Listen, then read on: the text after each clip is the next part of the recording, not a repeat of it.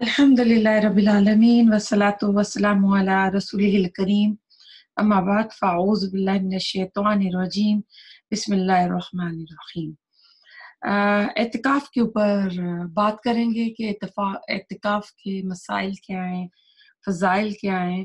तो एतिकाफ़ की जो अहमियत है वो ये है कि रसूलुल्लाह सल्लल्लाहु अलैहि वसल्लम हर साल रमज़ान के आखिरी अशरे में एतिकाफ़ किया करते थे और उसकी फ़ज़ीलत ये है कि ये रमज़ान के आखिरी 10 दिनों के हैं। जो रमज़ान का वो महीना जिसकी कितनी फ़ज़ीलतें हैं। जन्नत के दरवाज़े खोल दिए जाते हैं, जहन्नम के दरवाज़े बंद कर दिए जाते हैं। फ़र्ज़ जो है 70 गुना सवाब बढ़ जाता है फ़र्ज़ इबादत का, नफ़ल जो इबादत है फ़र्ज़ के दर्जे पर आ जाती है।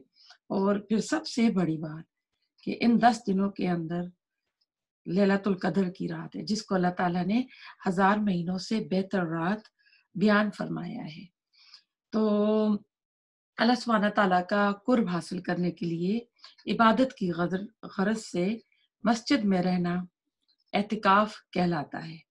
ये सुन्नत मौक़ता है और सुन्नत किफ़ाया है। अगर बड़े शहरों देहातों में कोई एक भी एतिकाफ ना करे तो सबके ज़िम्मे सुन्नत को तर्क करने का वबाल रहता है। अगर एक भी बंदा एतिकाफ कर ले तो सबकी तरफ से सुन्नत अदा हो जाती है। बिल्कुल इसी तरह नमाज जनाजा भी सुन्नत मौक़दे किफ़ाया है कि अगर किसी मोहल्ले से, किसी बस्ती से एक बंदा जाके अटेंड कर लेता है तो फिर बाकियों की पूछ नहीं होगी। रमज़ान का जो तीसरा आखिरी अशरा है, यानी आखिरी 10 दिन, उसमें एतिकाफ किया जाता है। इन 10 दिनों में अल्लाह सुब्हाना ताला का बंदा बंदी दुनियावी कामों, नफसानी ख्वाहिशात, दिलपसंद मशागिल और एहलो इयाल से अलग होकर खुद को सिर्फ अल्लाह की इबादत के लिए वक्फ कर देता है। अगर किसी को 10 दिन ना मिल सके तो जितने दिन उसको सहूलत से मिल सकते हैं इतनी दिनों का भी एतिकाफ हो सकता है। एतिकाफ चंद घंटों का भी हो सकता है। अगर कोई मस्जिद जाए और 2 घंटे पहले पहुंच जाए तो एतिकाफ की नीयत कर ले और वहां बैठ के जिक्र करता रहे, कुरान पढ़ता रहे, तो वो एतिकाफ भी हो जाता है। लेकिन मसनून एतिकाफ जो है वो रमज़ान के आखिरी अशरे में जामे मस्जिद में होगा। गैर मसनून एतिकाफ चंद दिनों का, चंद घंटों का मस्जिद में भी हो सकता है, घर में भी हो सकता है। बुखारी की हदीस है, अबू हुरैरा रज़ी अल्लाह ताला अन्हु रवायत करते हैं कि आप सल्लल्लाहु अलैहि वसल्लम हर साल इन 10 दिनों का, यानी रमज़ान के जो आखिरी 10 दिन है, एतिकाफ किया करते थे। लेकिन आखिरी साल आप सल्लल्लाहु अलैहि वसल्लम ने 20 दिनों का एतिकाफ किया था। अब ये कब करना चाहिए? कहते हैं कि रमज़ान की जो 20 रोज़ा होगा ना, उसको असर की नमाज के बाद या मगरिब के वक्त मस्जिद में जाके एतिकाफ में बैठना है। और ये खत्म कब होगा? जब ईद का चांद नजर आ जाएगा, शवाल का जब चांद नजर आ जाएगा तो एतिकाफ से बाहर आ जाएंगे। अब ऐसा है कि औरतें क्या करें? औरतें क्या घर में एतिकाफ कर सकती हैं? अब इसमें अबू हनीफा का कौल है कि सिर्फ कि औरतें घर में एतिकाफ कर सकती हैं, मसनून एतिकाफ जो है वो मस्जिद ही में होगा। कुछ कहते हैं कि आप सल्लल्लाहु अलैहि वसल्लम ने फरमाया औरत की नमाज मस्जिद से घर के अंदर वाले कमरे की बेहतर है, लेकिन आपने किसी साबिया और अपनी किसी अज़वाज में से किसी बीवी को आपने ये नहीं कहा था कि घर में एतिकाफ करें। नमाज के लिए औरत का मस्जिद जाना फर्ज नहीं है। एतिकाफ रसूलुल्लाह सल्लल्लाहु अलैहि वसल्लम की जिंदगी में और बाद में भी साहबियात मस्जिद में एतिकाफ किया करती थी।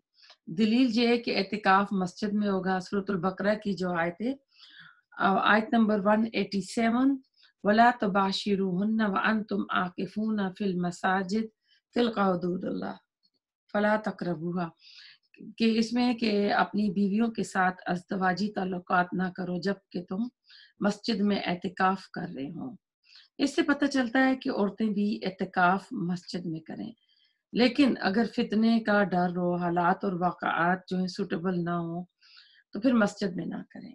اس میں ایسے ہے کہ جو یعنی جو ایک علماء کا گروپ ہے وہ سختی سے منع کرتے ہیں کہ عورت اعتکاف کرے گی تو مسجد میں کرے گی ورنہ گھر میں نہ کرے، لیکن یہ ایک نفل عبادت ہے۔ اور آج کل دیکھا جائے تو ہمارے ملکوں میں خاص کر عورتوں کے تو مسجد میں پڑھنے کی جو حال ہوتے ہیں وہی نہیں بنے ہوئے اکثر مساجد میں۔ عورتوں کا جو ہوتا ہے نا سسٹر پریئنگ ایریا ہی نہیں ہوتا۔ ہمارے ہاں ادھر ویسٹ میں ہے، لیکن یہ کہ اگر حالات ایسے ہیں کہ فتنے کا ڈر ہو، پھر ایسا ہے کہ پردہ نہ ہو۔ آج ویڈیو کیمریز جو ہے نا لگے ہوئے ہیں جگہ جگہ، اور موبائل پہ تصویر کا فتنہ بھی موجود ہے، اور آج کل خفیہ کیمرے بھی آئے ہوئے ہیں، تو اس لیے خیال رکھیں کہ فتنے کا ڈر نہ ہو اس جگہ کریں، ورنہ پھر گھر میں بہتر ہے۔ حضرت عائشہ فرماتی ہیں اپنے وقت پہ جب نبی صلی اللہ علیہ وسلم کی وفات ہو گئی تھی، وہ کہتی ہیں اگر نبی رسول اللہ صلی اللہ علیہ وسلم میرے زمانے کی عورتوں کو دیکھ لیتے تو عورتوں پر مسجد جانے کی پابندی لگا دیتے۔ یہ بخاری اور مسلم کی حدیث ہے۔ اب دیکھیں، آپ غور کریں، حضرت عائشہ رضی اللہ تعالی عنہا کا زمانہ کون سا تھا؟ 1400 سال پہلے کا تھا۔ اور اگر آج کے زمانے میں جو ہمارا حال ہے وہ دیکھیں تو آج کتنا فتنہ ہے، آج کیا کچھ ہو رہا ہے نا، تو اس سے بچنے کی بہت ہی حد تک ضرورت ہے۔ اور اس میں یہ کہ گھر میں اگر ایک کونا یا ایک کمرہ نماز کے لیے آپ نے مخصوص کر کے رکھا ہے، وہاں پر بھی آپ سکون کے ساتھ اعتکاف کر سکتی ہیں۔ اس میں آپ کو ایک روایت بتاتی ہوں دلیل کے طور پر کہ ایک صحابی عتبان نے اپنے گھر میں ایک کونے میں نماز کی جگہ بنائی، اور آپ صلی اللہ علیہ وسلم نے وہاں تکبیر تحریمہ کی، اور وہ کہتے ہیں کہ ہم نے آپ کے پیچھے نماز پڑھی۔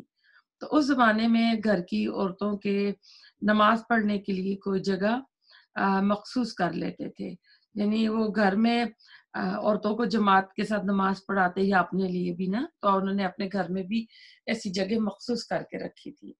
اب ایسا ہے کہ اس میں اہل حدیث جو ہے نا وہ منع کرتے ہیں، لیکن یہ نفلی عبادت ہے۔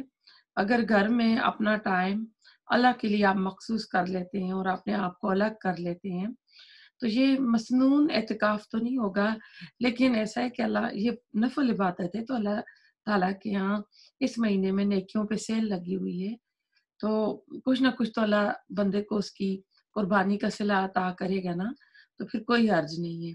ایک اور ابو داؤد کی روایت ہے، حضرت عائشہ رضی اللہ تعالیٰ عنہا فرماتی ہیں اعتکاف کرنے والوں کے لیے اعتکاف کے معاملے میں سنت یہ ہے کہ وہ نہ تو مریض کی عیادت کریں، نہ جنازے میں جائیں، نہ عورت کو ہاتھ لگائیں، نہ مباشرت کریں، نہ کسی حاجت کے لیے مسجد سے باہر نکلیں، سوائے اس کے اس حالت میں کہ جس کے لیے مسجد میں نکلنے کے سوا کوئی چارہ نہ ہو۔ اب اس بات کو آپ ذہن میں رکھیے، سوائے اس بات کے کہ جس کے لیے مسجد سے نکلنے کے سوا کوئی چارہ نہ ہو۔ تو اعتکاف جو ہے روزے کے بغیر نہیں ہوتا، اور یہ جامعہ مسجد میں ہوگا۔ اب ایسا ہے کہ فقہ میں علماء جو ہے نا جنہوں نے فقہ پڑھی ہوئی ہے، اس میں وہ رخصتیں دیتے ہیں۔ وہ کہتے ہیں کہ اگر بہت قریبی رشتہ دار فوت ہو گیا تو جنازے پہ بھی جا سکتے ہیں، اور کوئی ایسا کام ہے جو اس نے کرنا ہے اور صرف اسی ہی کو کرنا ہے، اور وہ کام اسی ایک خاص تاریخ کو ہونا ہے، اگر نہیں کرے گا تو اس کا بہت بڑا نقصان ہوگا۔ جیسے سال میں ایک بار ٹیکس پیپر وغیرہ جمع کیے جاتے ہیں، گورنمنٹ کا کام ہوتا ہے، پے کرنا ہوتا ہے، اور وہ اعتکاف سے پہلے بھول گیا اور ان دنوں میں اس کو آتا ہے، تو ایسا کسی کے ساتھ واقعہ آیا، پھر انہوں نے پوچھا کسی عالم سے، تو انہوں نے کہا نہیں، آپ گھر جا کر اپنا یہ کام کر سکتے ہیں۔ تو وہ گھر آئے، گھر آ کے انہوں نے اپنا جو پیپر ورک ہونا تھا وہ کیا، کیونکہ وہ اسی تاریخ کو ہونا تھا، تو انہوں نے اس ڈیٹ سے پہلے کرنا تھا۔ تو اگر وہ بیمار ہو جائے تو ڈاکٹر کے پاس جا سکتا ہے۔ پھر اس میں ایک روایت آتی ہے کہ آپ صلی اللہ علیہ وسلم اعتکاف میں تھے اور آپ کی کوئی زوجہ آپ سے ملنے آئی، تو آپ ان کو چھوڑنے کے لیے باہر آئے، تو کچھ صحابہ تھے، تو آپ نے اونچی آواز میں کہا کہ یہ ان بیوی کا نام لیا کہ یہ میری بیوی ہیں اور نام ساتھ بتایا. تو آپ بھی یعنی ان کو چھوڑنے کے لیے باہر تک آئے تھے. پھر ایسا ہے کہ لوگ کہتے ہیں کہ آپ اعتکاف میں ہیں تو آپ کھلے آسمان کے نیچے نہ آئیں، سورج کے نیچے نہ آئیں. ایسی بات نہیں ہے. آپ دھوپ لگا سکتے ہیں، آپ تازہ ہوا لگانے کے لیے باہر آئیں اور باہر آ کے قرآن پڑھیں، تسبیحات کریں، نفل پڑھیں. غیر ضروری گفتگو نہ کریں. ضروری گفتگو کر سکتے ہیں اگر گھر میں چھوٹے بچے ہیں، نانی دادی کر رہی ہیں تو بچے ظاہر ہے بڑے بزرگوں کے پاس آتے ہیں، آئیں تو ان سے پیار کرنا، جو وہ کرنا تو اس میں کوئی حرج نہیں ہے. حج کا ایسا ہے کہ اہم ترین جو دیکھیں رکن ہوتا ہے وہ وقوف عرفہ ہوتا ہے، اور وہاں پر بھی نمازیں اکٹھی کر دی جاتی ہیں. تو یعنی اس کا مطلب ہے کہ اس میں آپ کثرت سے نوافل ہی نوافل نہ پڑھیں، اس میں آپ نفل بھی پڑھیں، اس میں آپ قرآن بھی پڑھیں، اس میں آپ ذکر بھی کریں اور دعائیں کثرت سے مانگیں. مسلم امت کے لیے دعائیں مانگیں، اپنے ملک کے لیے دعائیں مانگیں، اپنے ملک کے جو لیڈر جن کو آپ دیکھتے ہیں کہ یہ دیانتدار ہیں، ایمانت دار ہیں، ان کے لیے دعائیں مانگیں، اور اپنی اولاد کے لیے، اپنی آئندہ آنے والی نسلوں کے لیے مانگیں، آخرت کے لیے، قبر کے عذاب، جہنم کی آگ سے بچنے کے لیے دعائیں مانگیں. کیونکہ اللہ تعالیٰ رمضان کے مہینے میں بہت سے جن کے اوپر جہنم کی آگ واجب ہو چکی ہوتی ہے ان کو اللہ تعالیٰ آگ سے آزاد فرماتا ہے. تو آپ سب کا نام لے کر کل یعنی امت مسلمہ کے لیے آپ یہ دعا کریں.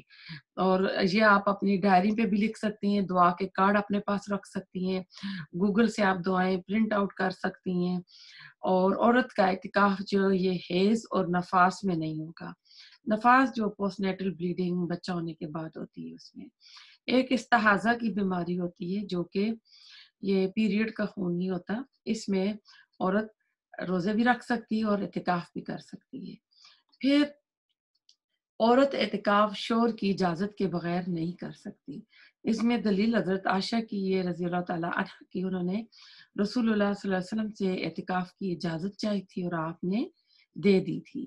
امام شافعی اور امام احمد رحمۃ اللہ علیہ وہ کہتے ہیں کہ بغیر اجازت کے اگر عورت اعتکاف کرتی ہے تو شوہر کا پورا حق ہے کہ اس کو اعتکاف سے اٹھا دے، کیونکہ یہ نفلی عبادت ہے.